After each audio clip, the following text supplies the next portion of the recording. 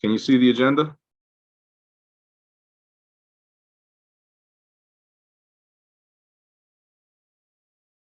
I'm hoping so.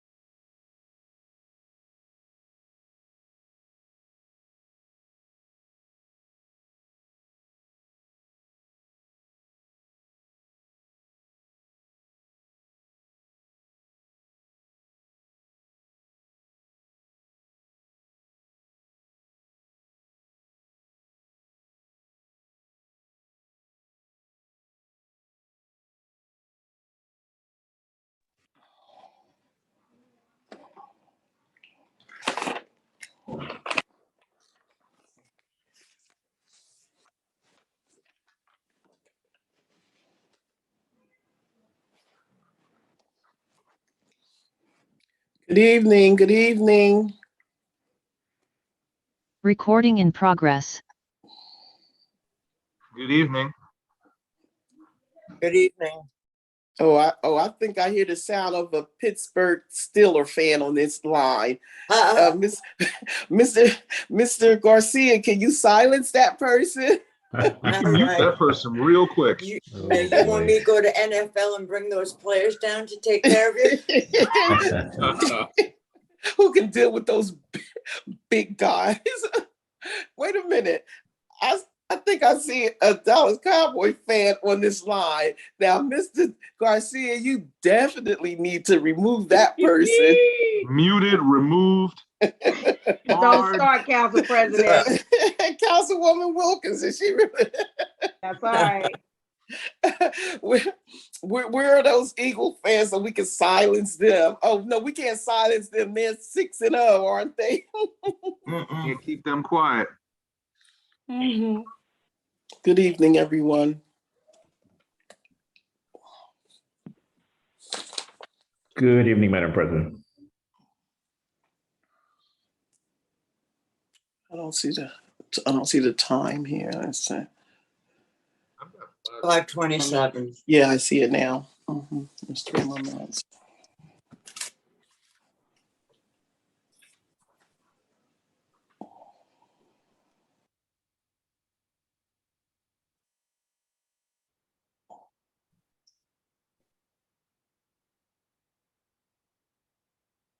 Boy, that Prime Minister stepped down. She wasn't even in there for a minute. Of The British Prime Minister. the British Prime Minister. Yeah, she was just put in there a few months ago.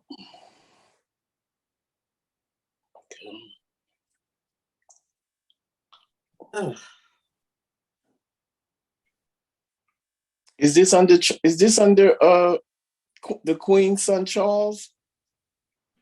she was appointed right before the Queen passed, Right. and she just resigned today. Right. I said under She his replaced leadership. the Mr. Boris, who was Oh yeah, I thrown remember out. Mr. Boris, the gentleman that did the that had the party separated. I forgot the name of the Tory party.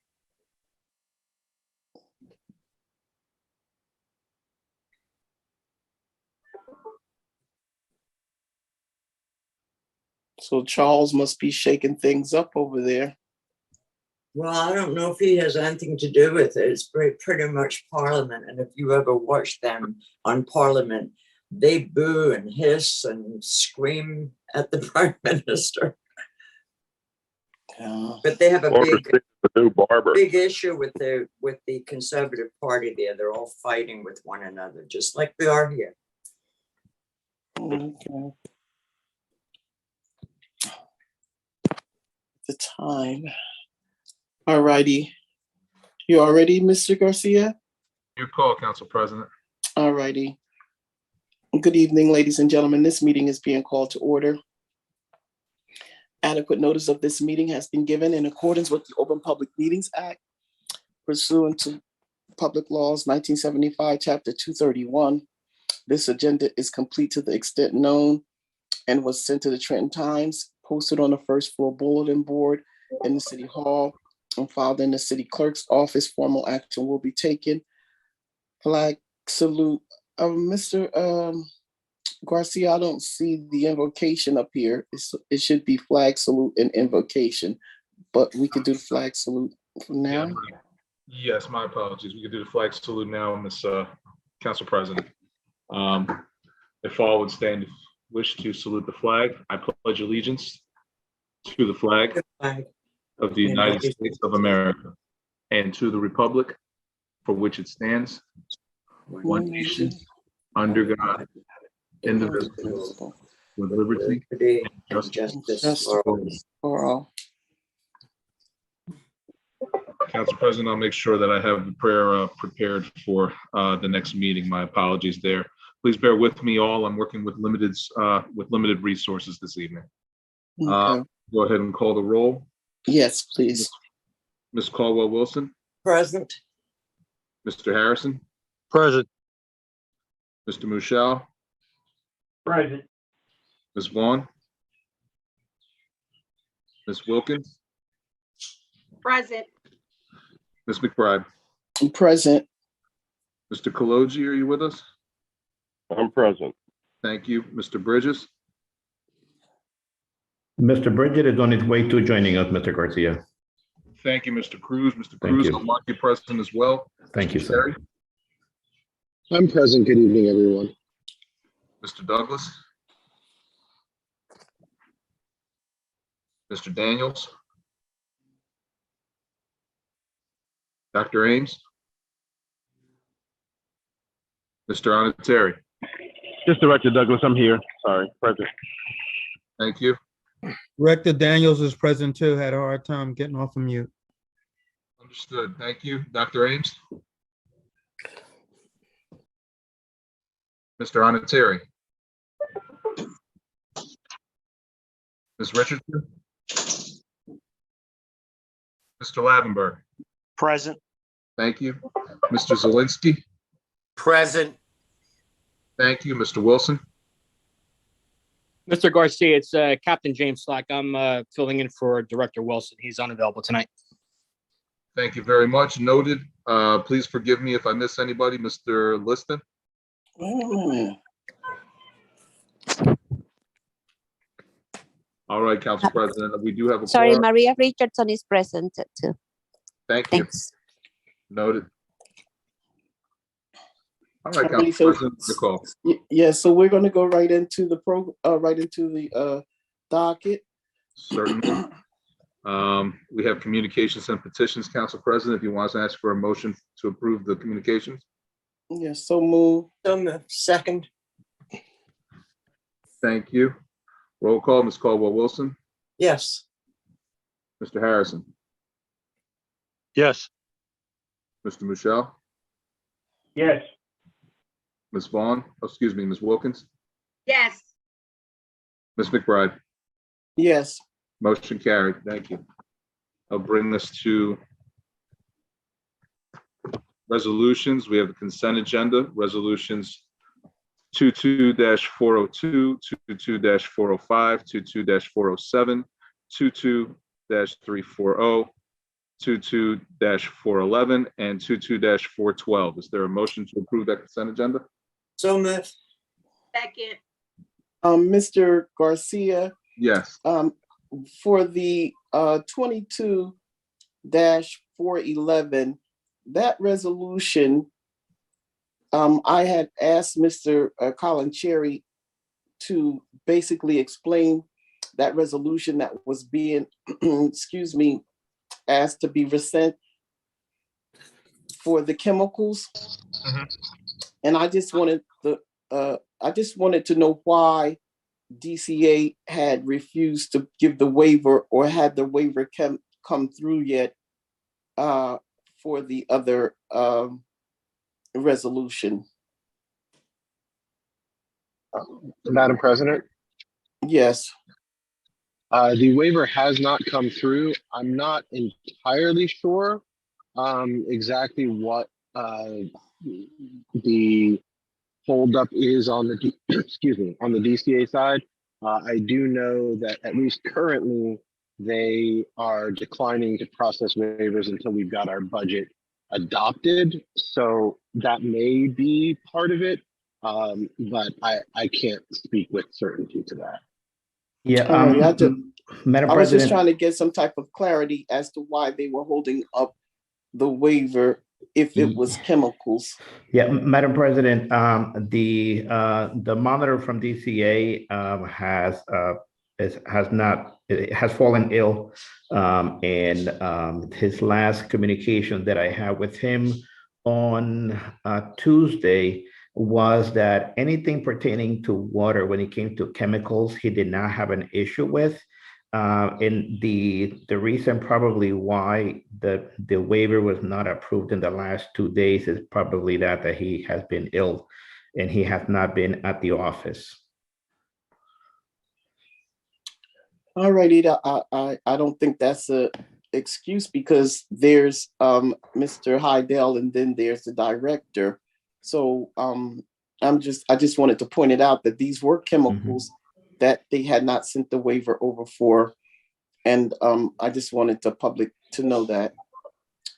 All righty, thank you. We may vote on the consent agenda, or you may finish, Mr. Garcia. Did I have a motion? Was that motion in second? We already motioned it. Thank you for the So motion. no, we have to vote. Was there a second? There was a second from, I believe, Ms. Wilkins. Okay, roll call. Ms. Caldwell-Wilson, Yes. Mr. Harrison, Yes. Mr. Michelle, Yes. Ms. Wilkins, yes, Ms. McBride. Yes. Motion carried. Moving to roll call resolutions. Resolution 22-346, resolution authorizing the appropriation of $100,000 from funds allocated to the city of Trenton under the American Rescue Plan Act of 2021 to Meals on Wheels of Mercer County. Is there a so motion? moved, Thank you. Is there a second? Second. Thank you. Roll call. Ms. Caldwell-Wilson. Excuse me, Mr. I'm sorry, Garcia. discussion. My apologies, Council President. I wanted to ask about the information that was asked to be submitted. We got all- that. we received it, Council President. Yeah, right. I know, but I didn't have a chance to even go through it and process it because we didn't get it until today. My question is, are we allowed to do 2 federal grants for any individual organization? Council President, Yes, go right ahead. the information that we received from Director Richardson gave explanation that none of the actual organizations that are applying for ARP funding now have received CDBG grant funding. That is not true. She's stating that the one has not received it since 2020 and the other has not received it at all. So it would be the Meals on Wheels has not received CDBG funding since 2020. The Sprout U School of the Arts hasn't received it at all. And I think it's the Children's Home Society has not received the funding in 7 years. We have it in writing. Okay, thank you. You're welcome.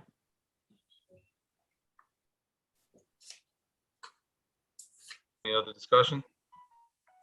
Yeah, I just wanted to have some clarity because the information got to me too late for me to read it. Understood. Roll call, Ms. Caldwell-Wilson, Yes. Mr. Harrison, Yes. Mr. Michelle, Yes. Ms. Wilkins, Yes, Ms. McBride. Brandon, Yes. Brandon, Oh, you're present, Ms. Vaughn. Thank you. you should be able to see me here. But Noted. anyway, Forgive me, I'm working with limited resources today remotely, so I don't have all my screens. Forgive me for that. But I will mark you as present and ask for your vote. yes, Thank you. And Ms. McBride. Wait a minute, something's going on here. Oh, God. Can you guys hear me? Yep. Yes. yes.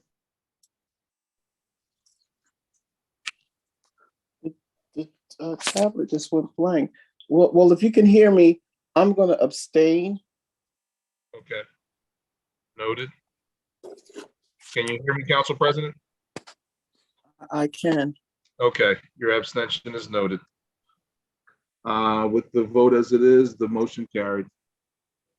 Moving to resolution 22-347, resolution authorizing the appropriation What's going on? of $91,450 from funds allocated to the city of Trenton under the American Rescue Plan Act of 2021 to the Children's Home Society of New Jersey. So There- moved. Second. Thank you. Is there any discussion? Yes. Go Mr. right Branch, ahead. Council President, yeah, I just want to clarify. I did read the email that came from the administration, Director Richardson. And the issue is really, Council President is correct. I don't think you can receive monies from both programs in a specified period. What I do know for a fact is that the CARES Act, well, we're in 2022, the Meals on Wheels did receive CARES Act funding. Now, I don't know, and that was under the ARPA, under the pandemic, that was a pandemic act as well, that, funding that came from the federal government due to the pandemic, as well as the ARPA funds. So that is the real question. And the same thing that's coming up with this particular organization.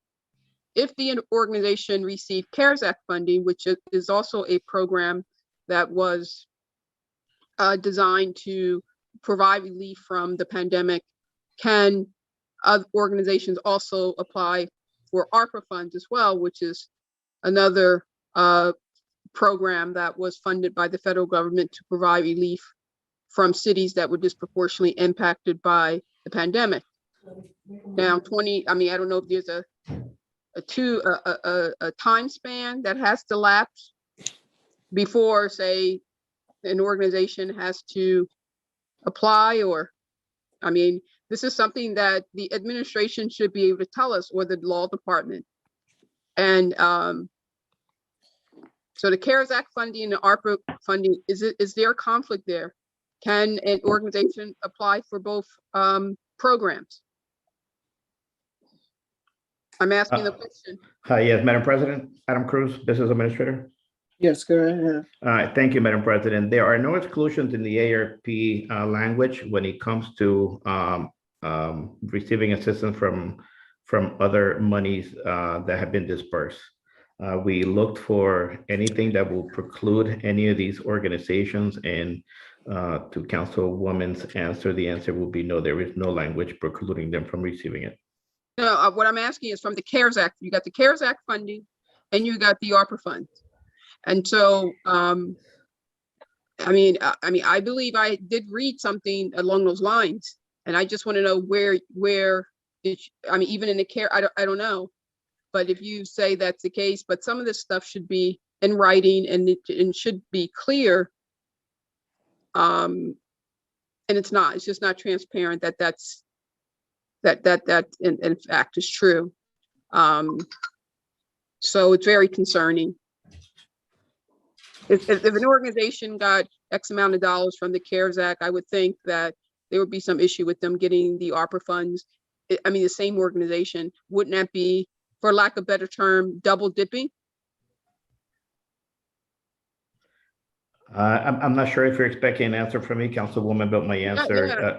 Okay. Or the law Okay. department or someone. These are the things that a municipality should find concerning when we're talking about delving out funding, when there's a great need for it across the city. And you got folks coming back for additional funding when there's others that haven't even received any. And some have closed up shop and et cetera because they never got any, or whatever the reason. So this is something this is an issue that should be taken seriously and should have been researched and should have some type of explanation around. Can an organization get $1 million in CARES Act and then come back and get another $1 million in ARPA funds within less than a 2-year period? When both programs are there to facilitate a certain, to provide relief for certain, from certain ailments. So, Madam President, when we proceed to provide assistance to these organizations applying, we look at it from every angle, not necessarily just from the administrative side as to, what the application states. As Councilwoman I want us. You know, the reason that I had asked about the allotments for these organizations, and I know most of you know my position. I don't believe in the same organizations getting the money, but the ARPA funds were also sent to the distressed cities to save the residents, the business owners, and the residents. But it appears to me that not one resident that needed this money has been assisted to get it. And I want to talk about one particular entity, which is the conservatory. And then I wanted to talk about the other individuals which are losing their homes. And we get emails every day about the individuals that have lost their homes under the pandemic. And the ARPA funding was also established to help them save their homes with their mortgages. None of them has been assisted, but we get organizations coming back to us, the same organizations that received the CARES money. And so it's that in itself is a problem for me, because not only should we not be giving out, I don't believe that we should be allowing anyone to get the CARES Act money and the ARPA funding and then not assist our businesses and our homeowners. So before I vote to give someone 2 grants from the federal government, and then some people don't have the opportunity to get assistance from one of these grants, I just don't think that should occur. I don't believe that it is fair. And so I can't support it, period. And I know for a fact that I spoke up for Meals on Wheels under the CARES Act program. And I insisted that you put Meals on Wheels in that for the grant, because you didn't even have them. You didn't have Meals on Wheels up for the grant. And neither did you have the soup kitchen up for the grant. And I insisted that those 2 organizations be placed on the grant to get the CARES money under this CDBG grant funding. And now they're back again, but others can't seem to get any assistance from the city. And I'm just not for that at all. So. Council President? Council President? Council Well, I President? wasn't quite finished, but I I apologize. just wanted to, no, it's okay. I just wanted to close, and I agree with all that. That's what I remembered. But I just want to add that the way Meals on Wheels and the Trenton area soup kitchen receive the grant monies, because they complained that they didn't receive the communication from the department that facilitates the programs, which is the Housing Economic Development Department. And I don't know, again, how did these individuals, the question would be, you talk about fairness and you talk about equity, you talk about inclusiveness, you talk about transparency. How is it that Meals on Wheels, and I know the director there, she recalls how everything transpired. It was never communicated to the broader community, and the Housing Economic Development didn't do any outreach and did not communicate that the CARES Act funding was in our borders, and that folks should have come to the table and submitted application in their need requirement for the funding. And those 2 organizations didn't get the opportunity to do it. But now here they are applying for the ARPA funds. And I just want to know, I want to hear from Mr. Daniels, how did these individuals, how did they come to getting the funds at this juncture in time? Mr. Daniels isn't in charge of that, Councilwoman. No, that's under Maria Richardson now. So, okay, then, okay. Council President, you are correct. Councilwoman Vaughn, please have the record reflect that these fundings did not come under the purview of Housing Economic Development. So the whole government funding grant programs. All of the government funding programs, CDBG, ARPA, CARES, all that funding is now under the Recreation, Natural Resources and Culture. No, only CDBG. ARP funding is coming from the administration. Okay, but it's no longer under Housing Economic Development, none of it. CDBG funding is not under Housing and Economic Development, but it was under Housing and Economic Development until a couple of months ago. So when the pandemic started and the CARES Act was put together, it was under the former director when we started those programs, and several organizations submitted applications for them. And I'm not sure if the organization that you're mentioning did submit an application, but we can have that conversation with Director Daniels, because he still, CARES money was under the Housing Department and not Recreation. Yeah, I just want to be clear that was under the program facilitator was Farah G. And she had a couple of meetings, and that's when the directors of both organizations, Soup Kitchen and Wheels on Meals, showed up, and others. Once she sent out the advertisement that the monies was in the borders, and they came to the meeting, expressed their need, and they subsequently applied to the program. But again, here in this instance, we didn't have a meeting of sorts. We didn't have any community outreach. We didn't see anything in the newspaper that this money is available. So I just want to know, how did the individuals, Meals on Wheels, Sprout, and all the others, came to know that this monies was available? Because if they knew about it, how come all the other folks, as Council President mentioned, the residents, other businesses, didn't have an opportunity to apply? Okay, so I just want to know, what was the process of it's great that these individuals are getting the help that they need. I'm sure they need the funding, but I just want to know how was that done, Mr. Cruz? Yes, so when it comes to the ARPA funding, Madam President, this money, as I just mentioned a couple of minutes ago, is actually being it's under administration. The application has been on the city's website for several months now, for individuals to go on and apply and download the application, fill it out, and submit it for their needs. So it's been there for, I believe it's since July, if I'm not mistaken. So these individual organizations downloaded the application and submitted it to us. I believe it was July 21st that we uploaded the application, but I can get you the correct date. Were there any community meetings? There has always been communications as to how organizations can submit the application. So there has been communications to the community.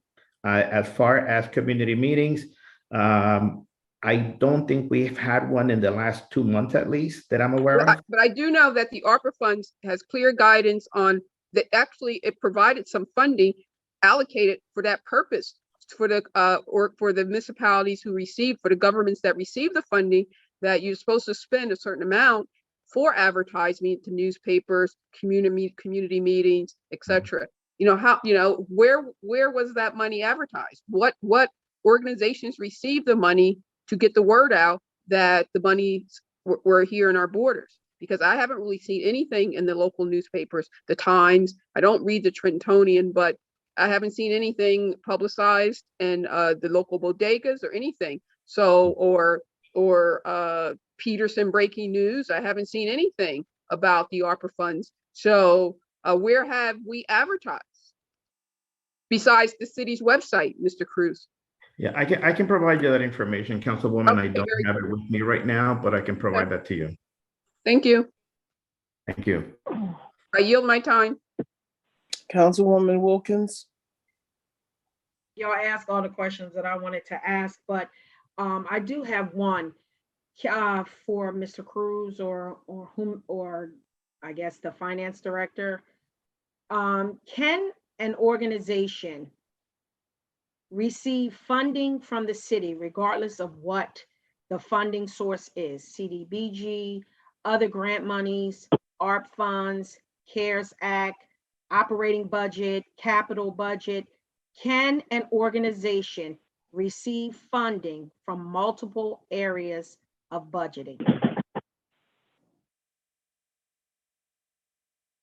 Councilwoman Wilkins, if I may jump in, I think you asked me that question last week. I was a little late getting on, but with respect to the two funding sources that we discussed pursuant to this resolution, there was no exclusion provision such that one would, if you got one, you'd be foreclosed from getting another one. So if you're talking about the questions that you asked of me, the answer is there is no bar from them receiving both funding sources. And really where you can find information is in the body of the enabling document that gave that, be it by way of the grant, be it by way of aid. So I did look at those, and there is no exclusion to receive both. I think you also asked about what was received so far. I have not been able to get that information, but I have been able to confirm that there's no bar to receiving both sources of funding if it's pursuant to what those funds are to be and how they're supposed to assist the citizens and or business owners. Okay, so legally they can get funding and there's no preclusion. That's what you're saying? That's correct. There's no preclusionary provision on either of those. I did look at those. Okay, thank you. Thank you, Council President. We may continue, Mr. Garcia. Roll call, Ms. Caldwell-Wilson. Yes. Mr. Harrison. Yes. Mr. Michelle. Yes. Ms. Vaughn. Yes. Ms. Wilkins. Yes. Ms. McBride. Abstain. Noted. Motion carried.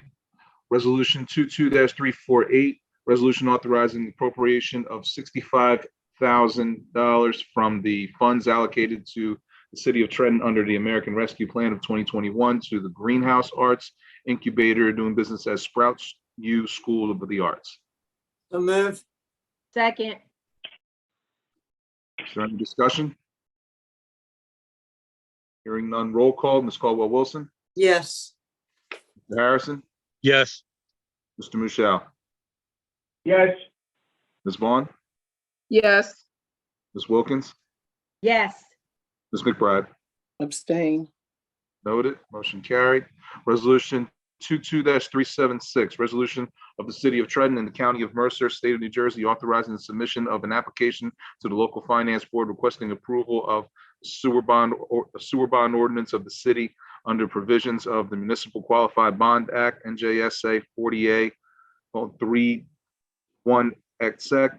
The act entitled Bond Ordinance providing for major repairs to the combined sewage pumping station by the sewer utility of the City of Trenton and the County of Mercer, State of New Jersey, appropriating $3,500,000, therefore, and authorizing the issuance of $3,500,000 of bonds or notes to finance the cost thereof, the issuance of qualified bonds under the provisions of the act, and issuance of qualified bonds through the New Jersey Infrastructure Bank pursuant to the provisions of NJSA 58:11B9A. So move. There a second? Second. Council President, Yes, go right ahead, Councilwoman Vaughn. is Ron Zielinski on the line? Yes, I am. And is the bond attorney available, Mr. Johnson, Everett Johnson? Because my question is. Did you ask him to be available? Yeah, I would like him to be available because. No, I said, did you ask him to be available? No, but I can ask, I'm in a public meeting now, I'm asking him. No, I understand that, but you're asking me if he is. Excuse me, Mr. available. No, I Bridges. did not ask you, Mr. Bridges. No, I was being helpful. I thought she invited him here, so I Oh, wasn't no. sure. Oh, I'm She sorry. said it like No. she was coming here. No. Maybe we can get him because it's an ordinance, so it's the first reading, I believe. But So, but my question would be to what the approach, I thought we were managing. We in 2019, the Trenton City Council, the Board of Directors of the public municipal water utility, which we call Trenton Water Works, but it is the Department of Water and Sewer. It's a department of the municipality. It's publicly owned. fully backed by the full faith and credit of the taxpayers of the city of Trenton. And any obligations against the water department, meaning the bonds, it's the taxpayers of the city of Trenton that it's obligated to fund or pay back that debt, not the funds that we generate from our customers, what we call ratepayers. Ratepayers have no obligation to recover the utility in the event that any of the bonds default. That's the total obligation of the owner of the utility, which is the city of Trenton. So I say that because our municipality, our government, the council mainly, along with the mayor, we worked hard to bring Trenton Water Works up to become fiscally healthy. It was not fiscally healthy for the past, I would say, 13 years. We did not keep up with the regulatory requirement, not by DEP, but by the New Jersey Board of Utilities around raising the rates and keeping them in line with the market to ensure that the utility stays liquid, that the utility stays self-liquidating, and that it has adequate surplus, and that it has adequate revenues to be able to fund its daily operations. Before this council came on board, that was not the case.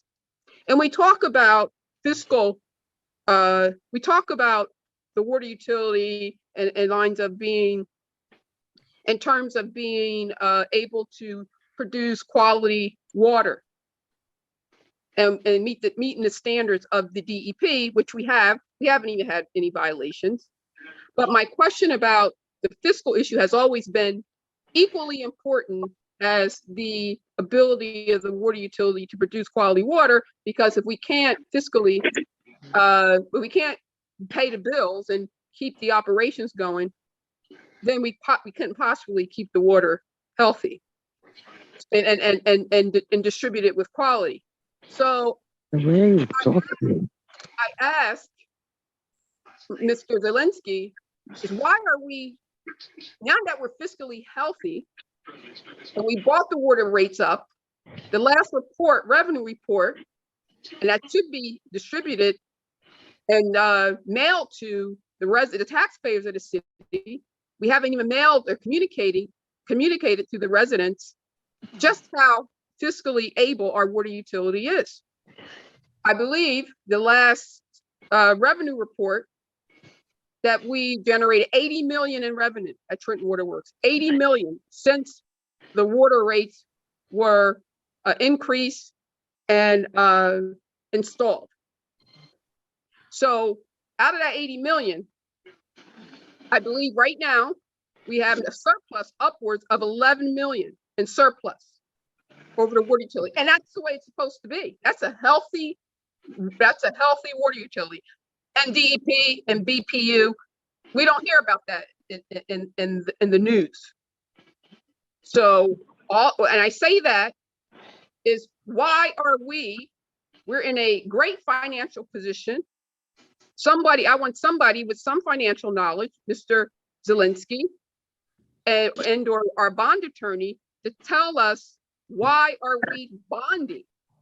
We should not be financing. Why are we taking out a $3 million bond when we have 80? Because this isn't the water utility. This is the sewer utility. They're Excuse me, separate Mr. entities. Zelensky. But why are you jumping in right now? Well, they're Just- not. It's the Department of Water and Sewer. But they're separate utilities. Okay, Mr. Zelensky. Okay, Excuse me, Councilwoman Vaughn. Hold up for one second Mr. here. Zelensky, why is he yelling and screaming? Hold up for 1 second. I just want to ask. Mr. Zelensky, the order is that you approach the chair, but you have to wait for the councilwoman to finish speaking before the floor could be yielded to you. So could we respect the rules? So even with the sewer utility also rates were increased. It didn't have to come up to line the way we did the water, but we assess we've hired a consulting firm to assess those rates to make sure they were fairly aligned with the market as well. And I recall, because I was part of that analysis, that the the sewer utility was not as bad as the water utility, as far as the rates were concerned. So, but both utilities are operating, that they're fiscally healthy. So again, why are we opting to finance or put further debt when we made strives to, to go with the strategy of revenue and surplus, as opposed to putting more debt on the utility and the taxpayers of the city of Trenton? So, Mrs. Zelinski, do you want to answer that? I don't know where to start with all this misinformation that was said. The water and sewer utilities are separate functions. The city is responsible to cover the debt if the utility cannot. It's the utility's responsibility to cover the debt. Each utility, water has a separate obligation, sewer has a separate obligation. If they cannot pay it, then the city pays. The city doesn't pay it first. It's the obligation of the ratepayers to pay the debt. No, the taxpayers pay the debt, not the ratepayers. No, the ratepayers pay the no, debt. the taxpayers. It's built into the sewer utility. That's not true. Yes, it is. Yes, it is. The bond attorney on the line. No, that is absolutely The true. taxpayer pays the bond debt. The Let him finish. The taxpayers of another municipality pay. We are the taxpayers of the city of Trenton. Councilwoman, let Mrs. Zelinski. Kathy, just let me finish my statement. Don't I get the same Councilwoman. respect from her? But you're putting misinformation out there in the worst way. No, Councilwoman, please Okay, let go ahead. Mr. Zelinski finish. No problem. No, the councilwoman's completely wrong. No, she's The not. water and sewer debt is paid by the utilities. If they cannot pay the debt, the city taxpayers are responsible for the debt. Okay, thank you. That's what I said. I said the city taxpayers are responsible. Councilwoman, please let Only him if finish. the water and sewer utility cannot pay the debt. Exactly. But you didn't say that. You said the city is responsible first, and that the water and sewer money is not used. First. No, you didn't. I said self-liquidating. Okay, so the revenues are first. So we're not gonna have the back and forth. But my question is, why are we taking out debt when we have reserves and we're self-liquidating and we're operating in the black, so to speak? We have surplus. So why are we taking out debt? Again, the water and the sewer utility are separate entities. Okay, so and the sewer's got to pay its own debt, and the sewer only have about $1.5 million in improvement authorization money left. It cannot use the water utility money because there's a separate set of ratepayers for water and a separate set of ratepayers for sewer. The sewer is only billed to city residents. The water is billed to the surrounding communities. So the water, again, the sewer has a separate ratepayer base than the water has. So again, we've only got $1.5 million left in sewer authorizations for capital. And that's why we need to go out for sewer debt, a bond for sewer improvements. Okay. So thank you. So, Council President, I would like to state that for my own clarity. So there are other municipalities have their own sewer. Every municipality does not require Trenton Water Works to provide them sewer service. That's correct. So I know it's correct. I don't need you to tell me whether I'm right or wrong, sir. Okay. So I know that. Hey, I'm a ratepayer and a taxpayer, so I know where my money go, Mr. Zelinski. Okay, so I am a ratepayer, like all Trentonians, and a taxpayer. Anybody outside this municipality that's a customer of this utility, they are only ratepayers. And I use both the water utility and the sewer utility because I am a resident of the city and I am a ratepayer and I'm a taxpayer. So I'm right about that, right? So I know what I get from the city and I know what I pay for. So, and I want the citizens and the residents of the city to know the same. Since we don't give them the information that they're entitled to, the taxpayers of the city pays and fund every department in the city. The public works department, we fund every department in the city with our taxpayer dollars. If that's not clear to folks, then I don't know what else to say. Okay, so, but having said that, I would like to see Mr.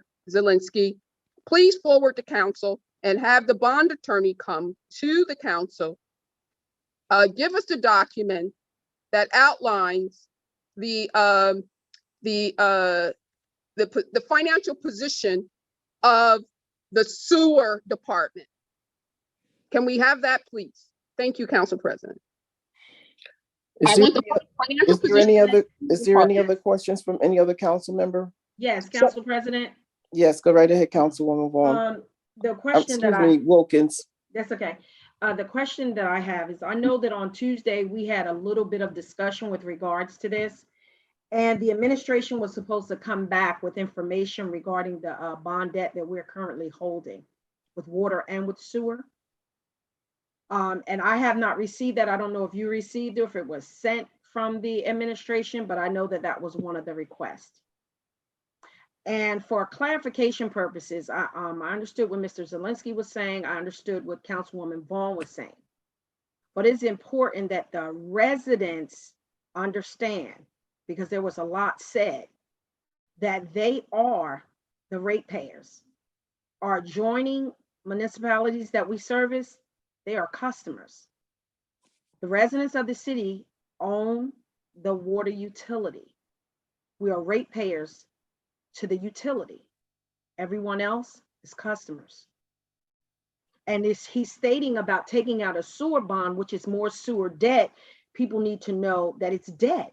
It's not something that's just going to go away. Even though the city may attempt to pay it, it's not something that's going to go away if the city doesn't have the funding to pay it. It goes back to the taxpayers. It's on the backs of the taxpayers. But the issue that I have mainly with it is that we were supposed to receive a report and information on the other bonds that we issued out, and we have not received that. So how can we, I don't know what the administration wants to do, if they want to continue it to the vote, if they want to table it until we get the additional information that we asked for, so the bond attorney can come on the line and explain and give more information on it. I don't know. So are you asking to table? Council President? No, I'm not tabling anything. I don't know if the administration would want to, because of the circumstance, because we do need to hear from the bond attorney. And Council President, we were supposed to receive information regarding the bond debt that the city is in now. So, Madam President, if I may. So let me make sure that the councilwoman is finished. Yeah, I'm done. That's my my take on it. Yes, I'm done. Thank you. Madam Mr. President. Cruz. Yes, thank you. Madam President, the information was submitted from the administration to Mr. Garcia yesterday, and it included both utilities, the water utility and the sewer utility. Mr. Johnson was actually available at the Tuesday meeting, and because there was no discussion on the bond, he didn't get to speak on it. Unfortunately, he is on vacation for the rest of the week, but he was here on Tuesday. Mr. Cruz, you didn't tell us that Mr. Johnson was present on the line on Tuesday, because we did have questions, because the other bond that you had on, we didn't even know what it was. It didn't even, it was like a duplicate. So we did have questions on the bonds on Tuesday, but we never knew that Mr. Johnson was on the line. Okay, and as far as And as far as this, Madam President, this is actually the first reading. For the purpose of the time frame that we have to have this item go in front of the local finance board, being that this is the first meeting, we can have discussions or more information can be provided to you between now and the second reading. And then Mr. Johnson could be available for the second reading. And then you can choose to whether proceed with it or not proceed with it. But for Thank the you. Council President, Yes, go right ahead, purpose, but for the Councilwoman. purpose of, Yes, keeping it, Excuse me, Mr. Cruz. yes, sir. Councilwoman Wilson, Cotwell Wilson. yes, yeah, I concur with Mr. Cruz. We did receive that fiscal information with all the ordinance numbers, the expenditures, and I got that fairly early. I mean, I have it. It shows the reserve for encumbrance and disbursements, the cash dispersed, and the 1,788,000 that they have. So I don't understand why this is an issue. Because I don't have the information. The only information I did get was the information in reference to the CDBG grant funding for the. So Council President, they're probably sending it to your city phone, because that's where I get my information. I have my city iPad that they send it to, and that's what I had all day dealing with. I can even tell you, no, it doesn't tell me when it was sent. Right, but it was sent to me. I got it yesterday. Like I said, I did not see it. And again, who else was it sent to? I'm sorry? Who else was it sent to, Councilwoman? Excuse me, but are you going to recognize the process? What process you're talking about? To address the chair. Okay. I actually don't know who sent it. From John Siegel, I believe.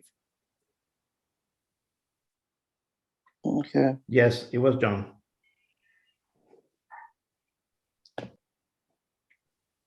All righty. So, Mr. Director Lavenberg, could I just say a very brief statement? Who am I? Who's speaking? This is Director Lavenberg from Trenton Waterworks. No.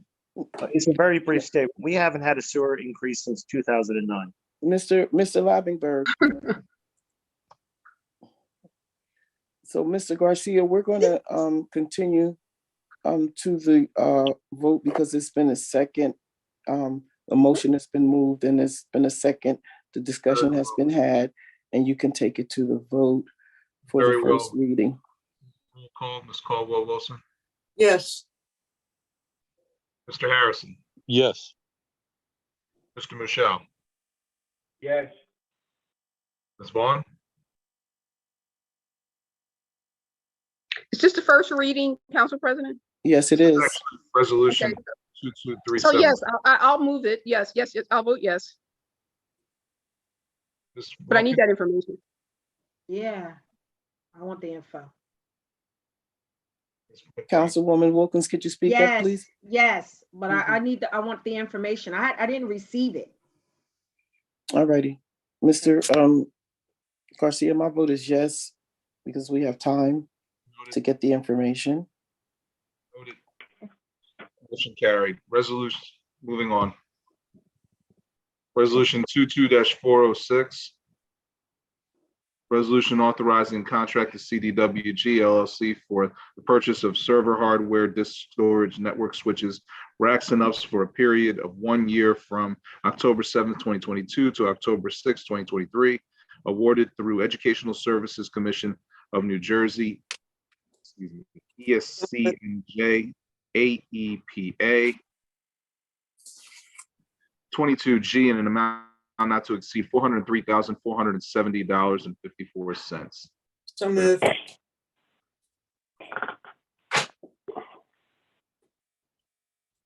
there a second? Second. Thank you. Is there any discussion? Council President, Yes, go right ahead, Mr. Harrison. Councilman Harrison. Yeah. Mr. Cruz, could you elaborate a little more on this? Or Colin Cherry? Councilman?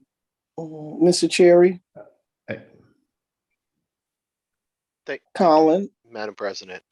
I just want to let council members know that this is actually a pretty great deal for us. We were able to secure a deal to save about $350,000 on this purchase, presuming we make the purchase by the end of this month, and which is why the price is so low. These switches and servers are necessary. We've unfortunately had some emergent problems lately, and switches in City Hall have failed on all 3 floors. So we don't get these products. We won't have internet access at City Hall, and the servers at the water utility are full. And if they go down, we won't even be able to restart them. So unfortunately, all of this stuff is very important. But the good news is, I do want to reiterate that all of this is coming from old capital money. So none of this money is going to hit the calendar year 2022 budget. I just wanted to clarify that for the council members and for the public. Councilman Harrison, does that answer your question? Yes. Could you be put on screen too? I don't see it on the screen. Thank you. It's on the screen. Someone needs to silence their phone. That's the Vera person. There it is. Thank you. That's. Anyone, please mute themselves. Dude, I can't take the look how full it is. Mr. No, I don't want it. No me siento Someone needs, Mr. Mr. Burrow. Okay, she muted herself. I've muted the individual now at this point. Is there? Mr. President, I just have one question. Yes, go ahead. I heard what Mr. Colin Cherry said, but I was just curious as to why it's coming out of so many different capital fund accounts. Are these for different departments? It's all administration capital fund? Madam President, if I may. Because it's coming out of ahead, 8. I'm sorry, Cherry. Mr. Cherry, it's coming out of 8 accounts. I was just curious as to why it wasn't just one funding source. Yes, they're all IT related accounts, but essentially we're using up the remainder of some accounts that were for one project, but had some left over, an IT project, an IT purpose project. So rather than canceling those accounts and issuing a new capital account, we're just closing them out by spending what's left of them through this kind of resolution. Okay, and it's permissible with this type of project, correct? Yes, they are all IT related expenditures. They just, for whatever reason had some leftovers. So we figured we'd put it all together and purchase these so we wouldn't need new funding. Okay, so the total funding of 403, that's what the combined sources are equaling. That's correct. And they're from 2016 through 2020 capital. Yeah, I see. Okay, thank you. Absolutely. Mr. Garcia, you may take it to the vote. Roll call, Ms. Caldwell-Wilson. Yes. Mr. Harrison. Yes. Mr. Michelle. Yes. Ms. Vaughn. No. Ms. Wilkins. Yes. All right. Yes. Motion carried. Resolution 22-409, resolution authorizing the execution of purchase money mortgage documents between the City of Trenton and Markland Harris for sale and purchase of city-owned property commonly known as 133 Houghton Avenue, Trenton, New Jersey, in the amount of $56,250. So move. Second. Is there any discussion? Hearing none, roll call, Ms. Caldwell-Wilson. I'm Yes. sorry. Was that for discussion? Or Yes, I was getting ready to ask the council president, may I speak? Yes, go right ahead. Council President, I had made statement of this on Tuesday's meeting with regards to the gentleman not living in the city of Trenton and the monies especially the purchase money, mortgage money should be reserved for City of Trenton residents who are trying to buy properties to put back on the tax roll. I'm not against the property being put back on the tax roll, but it appears to me that Mr. Harris, Mr. Marlon Harris, with whom is applying, lives in Hamilton Township. So this will be his, I guess, an investment property for him. In the money market account, they have to live in the property for 5 years. Okay, so I guess he's going to be moving into the property. Okay. 'Cause We right now he continue with the lives- vote. Yeah. Okay, roll call, Ms. Caldwell Wilson, Yes. Mr. Harrison, Yes. Mr. Mushow, Yes. Ms. Vaughn, No. Ms. Wilkins, No. Ms. McBride. No. Motion failed.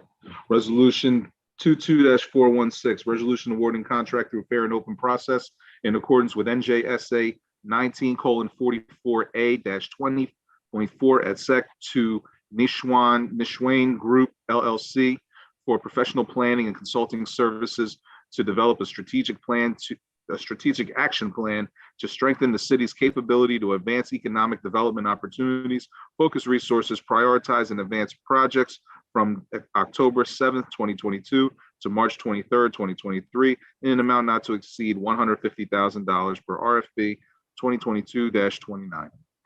So move. Motion, is there a second?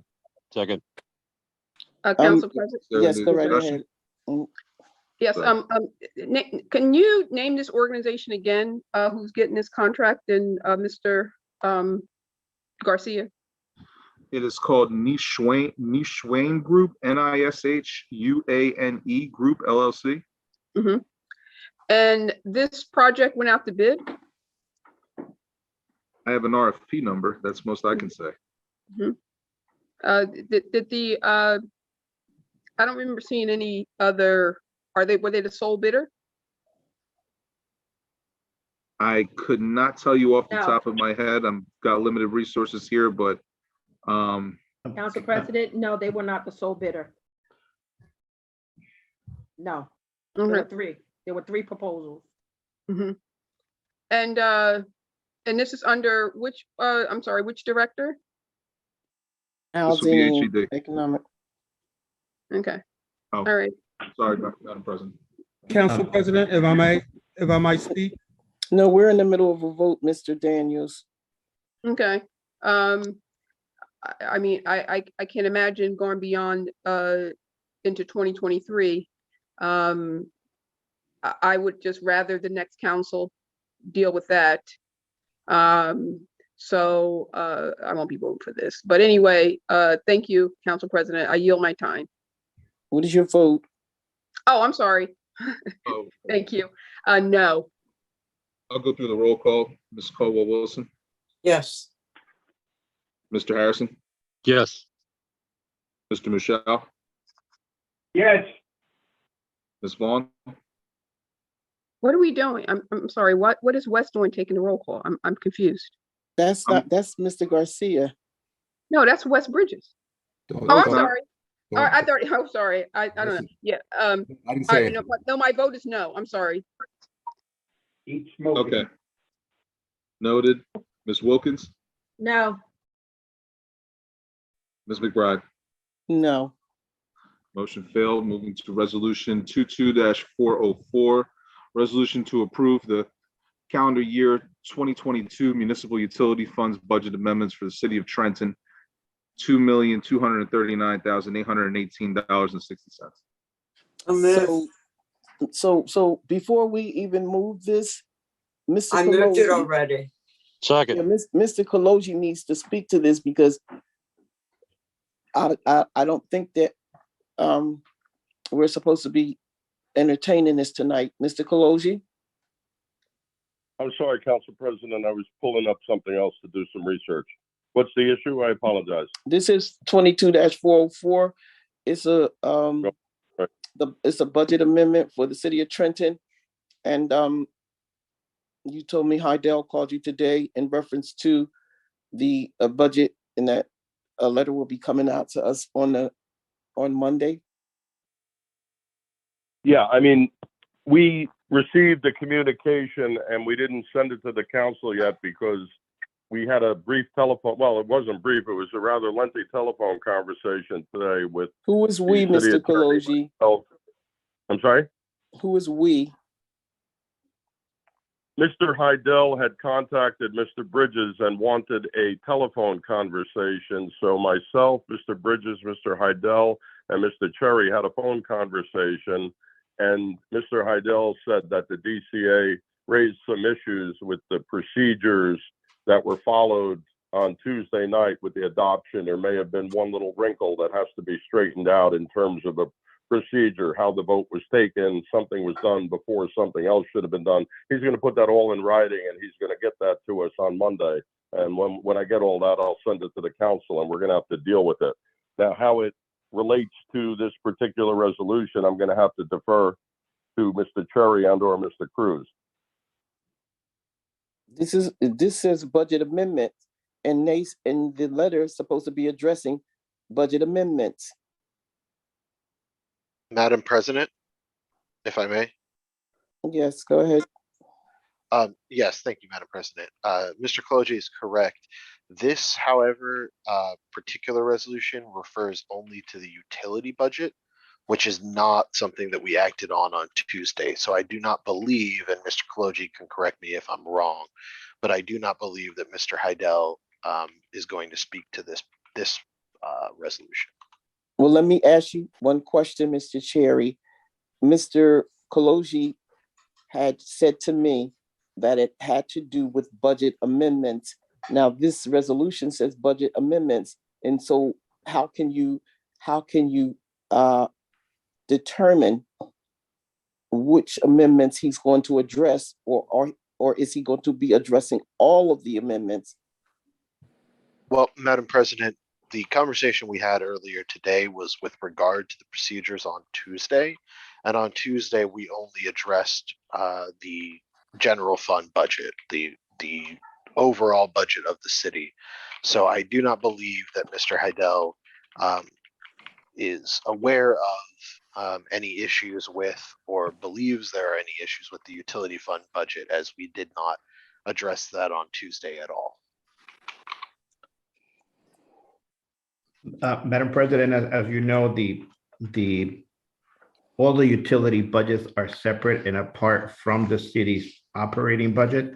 And that is why this resolution is done separate from the other resolution that actually addresses the overall budget of the city. So this has no impact on the city side. This is specifically, exclusively for the utilities. So this is why it's being voted individually. And since there are no changes requested by council, this can also move also to be added to the budget as part of the amendment, because as I mentioned, this is only for the utilities and nothing to do with the operations of the city's other departments. Council President. Yes, go right ahead, Councilwoman Caldwell-Wilson. Yes, Mr. Cruz, why weren't you aware of you might need these amendments when we did the budget hearing with the utilities? Yeah. So Madam Councilwoman, I'm sorry, Councilwoman. When we do the budget introductions, we begin to spend money. However, there are also revenues coming in at the same time, and sometimes the projections that we make may be a slightly lower than the actual projections by the time it comes to adoption of the budget. As you may remember, in the past, we have done these type of amendments earlier in November. Sometimes this time, because the budget hasn't been adopted, we are doing them before the budget is adopted. And that is actually so that it reflects on the new budget that will be passed once the amendment is read and adopted on Thursday. So basically basically what you're saying is if we were timely on this budget, they would now be feeling a shortfall. We would have actually these adoptions would have taken place probably towards the sometime in November, because that's when all the municipalities are permitted to do budget amendments in November. But because our budget transfers, and so since we haven't adopted the budget, these have to go in there in the budget. Now, Okay, thank you, Mr. Cruz. you're welcome. Council President, I just have a quick question. Go right ahead, Councilwoman Wilkins. I heard what Mr. Cruz had stated, and the only thing is it states on the resolution, whereas the public hearing on said budget was held on October 18th, which would have been Tuesday. But I know that when we opened the floor up for the public hearing for the introduced budget, the utility budget, we never did. I don't recall it. Maybe someone else does, but we never opened up a public hearing on the utility budget. We did on the introduced municipal budget, as Mr. Cruz stated, they have to be separate, but we never did on the utility budget. And no one from the administration stated anything that I recall. So this would be untrue because we didn't have the resolution. You know, we can move to vote, but it would be an untrue statement because there was no public hearing on Tuesday with regard to the utility budget. Yeah, Councilwoman, I believe the hearing for the utilities budget was not held. By that point, I was off the meeting. I was not on, so I did not witness the hearing on this resolution. I don't know what to say. So where do we go, Mr. Cruz and Mr. Zelensky? Because you know the budget law states that the public needs to hear it. If it was advertised in time, could it be heard tonight? If the advertisement was out? This is Mr. Zelensky. This one did not need to be advertised because it was very small amounts. It was under the prescribed limits for advertisement. Most of these adjustments were corrections to debt service, the sewer and the parking. But the councilwoman just read you what the resolution says, that the public has the right to speak to this. And so my question to Mr. Kologi is, it doesn't say anything about whether it's under the limit. It says that the public has a right to speak to it. So my question to Mr. Kologi is, if this was advertised along with the other budget amendments, can we hear it tonight? Can we open it up for the public this evening? I just want to ask Mr. Cruz a quick question. Mr. Cruz, is the utility budget totally separate and apart from the municipal budget? It's separate and apart from the rest of the budget, but it is part of the overall budget of the city. The only thing that and Ron is correct, there is not significant enough to require a public hearing. We can amend the resolution so that the language there that says that the budget hearing was held, that can be omitted from the resolution. I mean, there's nothing improper, nothing is being hidden. It's just, if it's not required, we can just strike that out, that sentence out of the resolution on the record. Is that utility budget proper, part of the overall budget, where it would have been in the budget document that we talked about and that was available to the public on Tuesday night? Was the utility budget part of that document, where if somebody picked up the regular budget document, they would see the utility budget? No. Yes, they would have. Council President, I think we should have it with the special meeting that we're gonna have for the budget. Wait a minute, Councilwoman. Okay. Wilkins. So, Mr. Kologi, I just want to go back to what Mr. Cruz said. He said you could strike it out. How can you strike it out, Mr. Kaloji? I can honestly say I don't know. We would have to look into it. But what I'm concerned about is if it was included in the budget document that was open to the public hearing on Tuesday night, then it would appear that the public did have the hearing on it. It was not And that included. it would ultimately, It was not I'm included. asking, talking out loud, I'm thinking out loud, it would appear that when council ultimately votes on the amended budget, it would also be voting on the utility budget if it's part of No. it. Is that correct? No, that is not correct. And it was not a part of the budget that was open for the public hearing on Tuesday. Mr. Cruz said it was. That's the only reason I raised that issue. What I said was that the utilities budget is part of the overall budget of the city because it's incorporated within the Department of Water and Sewer. Council President. But it was in that budget document the other night, or it was not? No, this is why there's a separate resolution for the utilities, because this is not included on the resolution that we discussed on Tuesday. So This is. Let me go back to Councilwoman Wilkins, because she had a question that I want to go to Councilwoman Caldwell Wilson. Councilwoman Wilkins, you had a question on the. Yes, Council President, more of a question / statement. So would it, I think it would be proper, especially since the public did not have an opportunity to speak to this, because I know it was roll called and there was no mention of it.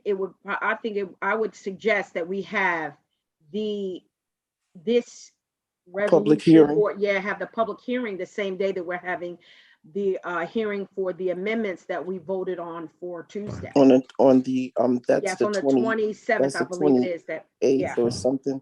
The 27th or 27th, 28th, I believe so. Yes. 27th. Yes. Mhm. I believe it is. Coun- Yes. Councilwoman Caldwell Wilson. Yes, on Tuesday, the public hearing was on the budget that the administration presented to us, which is why we have the meeting coming up to deal with the budget with the amendments. And this should be at the same time. That's what Councilwoman Wilkins just stated. Mhm. So what we're going to do is we're going to include this resolution with the public hearing for the introduced budget on the 27th. But we need to take a vote to remove it from this docket and put it on the agenda for the 27th. So I'm going to make a motion that we remove it from this docket and place it on the docket for the 27th with the other budget item. Second. A second. Council President? I'm sorry. I thought I was waiting my turn. Yes, go ahead, because we. Yeah. I know. I just wanted to say that it's just kind of confusing, and it's just for my own education as well. It's very confusing when folks start talking about separate budgets. There's not one department, one commission, entity, utility that's in the government of the city that has a separate budget. When we pass a municipal budget, of course, outside, even the school district, it's another entity, but all the departments of the city, Department of Water and Sewer, I just want to just say that's all one big budget, one budget, and we, the council, approve that budget. There's no such thing as there's another budget that we're approving. They're all under this one budget, that the municipal budget. Let me just be clear that the municipal budget includes every department of the city of Trenton. So having said that, this utility budget, can Mr. Cruz tell us what the utilities are, please, for the public? Yes, we have the water utilities, we have the sewer utilities, we have the parking utilities. Okay. Thank you. You're welcome. So we could go to the vote, Mr. Garcia, to put this on the 27th with the other budget item? This is a motion to remove, not a motion to table, right? Yes, it's to remove and place on Okay, the docket for the 27th. understood. Roll call, Ms. Caldwell Wilson. Ms. Caldwell Wilson, Yes. Mr. Harrison, Yes. Mr. Michelle, Yes. Ms. Vaughn, Yes. Ms. Wilkins, Yes. Ms. McBride. Yes. Motion carried. Resolution 22-415, resolution to approve Trenton Emergency Loan UEZ in the amount not to exceed $20,000 to GMH Associates of America Incorporated. So moved. Uh, We Is there a need a second? second. Mr. Harrison did. Okay, A second. got it. Council Well- President, Go ahead, Councilwoman Vaughn. can anyone tell me where this particular company is located? Their address?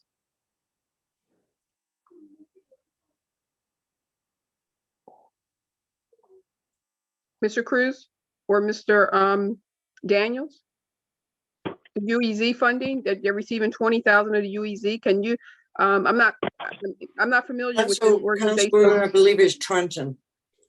It's in Trenton on Shelton It's Way. 5 Shelton Way. Shelton Way. Where is That's that? Ewing. Where's Shelton Way at? No, that might be Trenton. Well, I don't know. I think that's It's Ewing. zip code 08638, That's but it's Ewing. Mercer County. That's Ewing. That's Ewing. And the reason Somebody why I need to want put up, that, we can't put Shelton up on the map here to see where it's located? I don't remember the name of the street. I don't remember that street name. I'm just trying to determine why I'm not familiar with it. it's in Ewing Township. Why, Mr. Daniels, where is this street located at?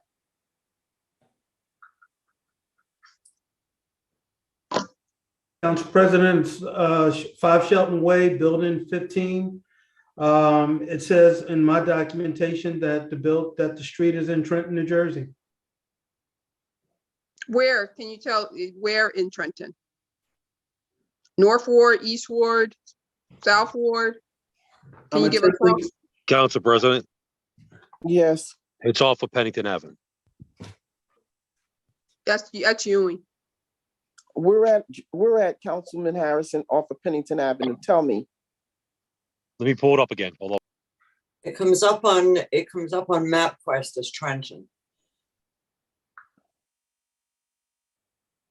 Let me get my phone. Go 250 feet southeast.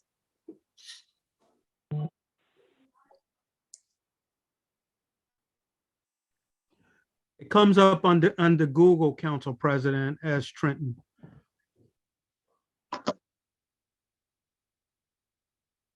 It's adjacent to Capitol Health Regional Medical Center.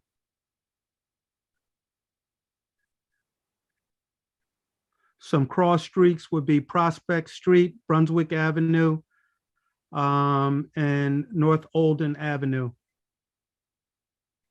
Because the 08638 is over by Gerard, and over that way, Olden Avenue, Pennsylvania Avenue, and over that way. So That's Councilman Harrison Ewing. said it's off of I believe Penn. it's the industrial section over in Ewing, Council President. That's Shelton, not Shelton. Shelton Way. Thank you. I believe it's over in the industrial portion of Ewing Township, Council President. Something you want me to display on the screen? Yeah, you have it. No, I was gonna look for it. I can try. Yes. Let me do that now. Yes, no. Yeah, on that side of Pennington and North Olden Avenue. Yes, that's Ewing Township. That's the cross. That's the, I believe that's where the line goes between Ewing and Trenton. No, Is that, it's is that Trenton. No? is that the old CV Hill property? Sure. Not with the 638 number. The 638 number is closer to Olden and over Olden. Yes. The zip It's code. right, it's right by Pennington Avenue.